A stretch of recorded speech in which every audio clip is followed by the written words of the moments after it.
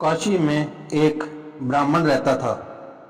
वह बड़ा सज्जन और सदाचारी था। उसका नाम था प्रेमानंद।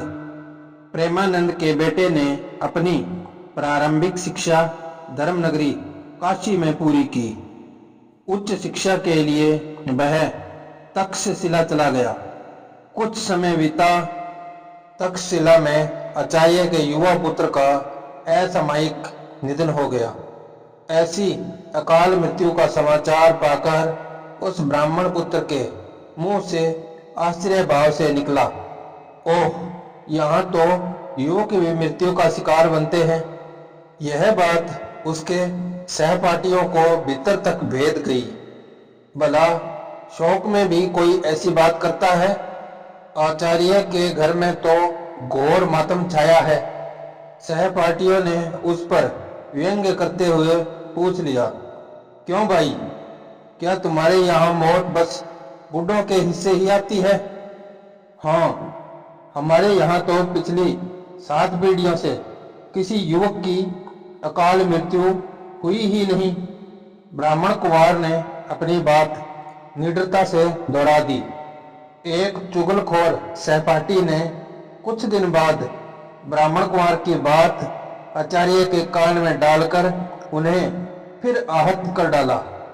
आचार्य को तो उस ब्राह्मण कुमार की धृष्टता और भी बुरी लगी।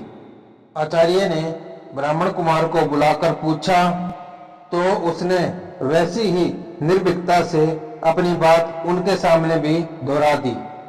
आचार्य का माथा ठनका। उन्होंने इसका भेद जानने की ठान ली। मौका पाकर काशी गए और उस धर्मनिष्ठ ब्राह्मण प्रेमानंद से मिले। आचार्य ने इस भेंट में थोड़ा नाटक किया। वे अपने साथ बकरे की हड्डियां ले गए थे। उन्हें ब्राह्मण को सौंपते हुए वे सुबक सुबक कर रोने लगे। बोले, महात्मा, यह कहते हुए मेरा हृदय फटा जा रहा है कि इस थैले में आपके सुयोग्य बेटे की अस्थियां हैं। उसकी अचानक मृत्यु हो गई है। आचार्य की बात सुनकर ब्राह्मण प्रेमानंद बड़े जोर से हंसा और बोला, आचार्य जी, आपको भ्रम हुआ है। मृतक जरूर कोई और रहा होगा। ये अस्थियां कतई मेरे बेटे की हो ही नहीं सकती। हमारे वंश में तो पिछली 7 पीढ़ियों से किसी युवा की मृत्यु नहीं हुई है और न ही भविष्य में होगी। मुझे यह पूरा पता है। काल तो किसी से रिश्वत नहीं लेता, किसी का लिहाज नहीं है उसे। युवा, वृद्ध, स्त्री, पुरुष सब बराबर है उसके लिए। आप इस दृढ़ विश्वास का कारण बता सकते हैं? आचार्य ने बड़ी टस्क के साथ पूछा। ब्राह्मण प्रेमानंद ने कहा, प्रभु, बड़ी सीधी और सरल बात है।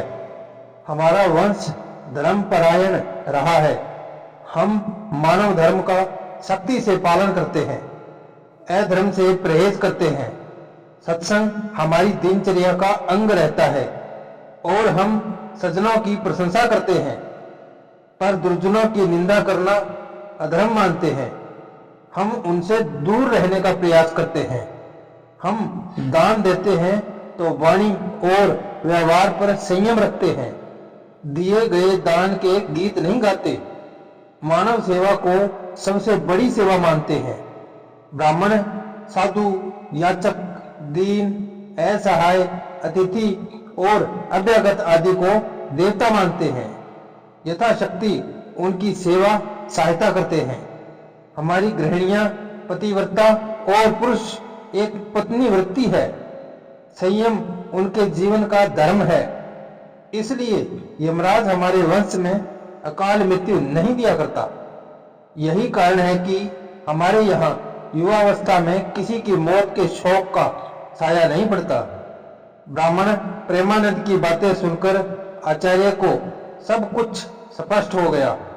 आचार्य ने ब्राह्मण के चरणों में गिरकर अपने नाटक का भेद खोलकर पश्चाताप किया और क्षमा मांगते हुए कहा, प्रभु, आपने मेरी आंखें खोल दी। आपका बेटा जीवित है, सकुशल है। भला धर्म जिसकी रक्षा करता है उसे कौन मार सकता है। यदि हम धर्म की रक्षा करेंगे तो धर्म हमारी रक्षा करेगा ही। अगर यह कहानी आपको पसंद आई हो तो लाइक, शेयर और सब्सक्राइब करना ना भूलें। धन्यवाद। आपका दिन शुभ हो।